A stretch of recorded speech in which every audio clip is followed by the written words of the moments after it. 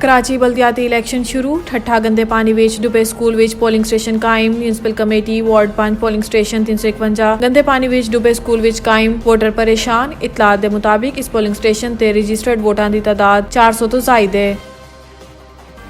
जमहूरियत की मजबूती ते मुईशत की बहाली की वजह तो हुकूमत नाल इतिहाद खत्म नहीं कर रहे। MQM ने गुज़िश्ता रात इलैक्शन कमीशन के रवैये की वजह तो बल्दियाती इलैक्शन विच हिस्सा न लैन का ऐलान कर दिता। MQM के आरजी मरकज बहादुराबाद विच खालिद मकबूल सदीकी का कहना सी कि वज़ीर आज़म पाकिस्तान के आसिफ अली जरदारी ने MQM के तहफुजात ते इलैक्शन मुलतवी करने की हर कोशिश की थी, लेकिन इलैक्शन कमीशन ने इलैक्शन मुलतवी नहीं किए।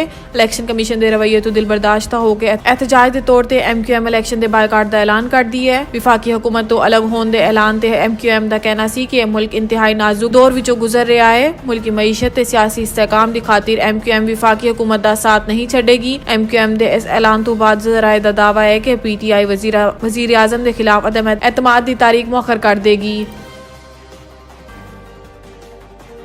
चेयरमैन पाकिस्तान पीपल्स पार्टी बिलावल भुट्टो जरदारी ने दावा किया है कि हैदराबाद का मेयर पीपल्स पार्टी का ही बनेगा, जबकि साड़ी ख्वाहिश है कि कराची का मेयर भी पीपल्स पार्टी का ही बने। बिलावल भुट्टो का मजीद कहना सी कि पीपल्स पार्टी का बल्दियाती इलैक्शन का तकाजा बहुत पुराना है, जबकि सैलाब ते कोरोना की तबाही की वजह तो इलैक्शन देर का शिकार होए। बिलावल भुट्टो जरदारी का कहना सी कि MQM ही साड़ी इत्तेहादी जमात है। MQM के तहफुजात की वजह तो इलैक्शन मुलतवी करने की कोशिश की, जबकि साड़ी इलैक्शन मुलतवी करने की दरखास्त इलैक्शन कमीशन ने रिजेक्ट कर दी। असी MQM इलैक्शन विच हिस्सा लैन वास्ते कायल करने की कोशिश की है, लेकिन उन्होंने अपना असूली मौकफ है, जिसकी वजह नाल MQM इलैक्शन विच हिस्सा नहीं ले रही।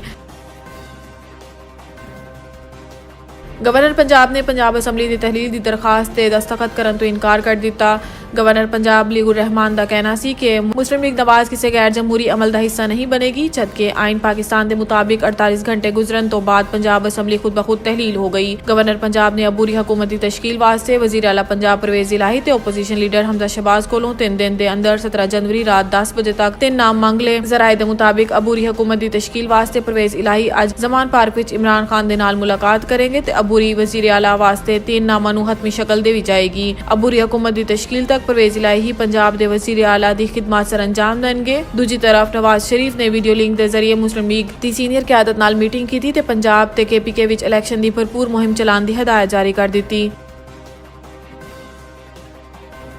वज़ीर आला पंजाब परवेज़ इलाही दा एक तकरीब नाल खिताब करदियां कहना सी कि PTI ते मुस्लिम लीग काफ ने पंजाब विच तहरीक अदम एतमाद दा डट के मुकाबला कीता। हन जदों सदर आरिफ अलवी शहबाज शरीफ नूं एतमाद दे वोट दा कवेगा ते फिर लग पता जाएगा। पंजाब तो बाद PDM नूं विफाक दे विच भी सरप्राइज देंगे। एक सहाफ़ी दे सवाल ते मुस्लिम लीग काफ अगला इलैक्शन ट्रैक्टर या बल्ले दे निशान तो लड़ेगी दा जवाब दिता कि अजे थोड़ा सबर करो, जल्द इस गल दा भी जवाब मिल जाएगा। इस तो इलावा परवेज़ इलाही दा कहना सी कि अज इमरान खान नाल मुलाकात करके अबूरी वज़ीर आला दे नाम फाइनल कर लिया जाएगा। असी अज 3 नाम फाइनल कर लवांगे, इस तो बाद हमजा शहबाज अपने 3 नाम भेजेगा।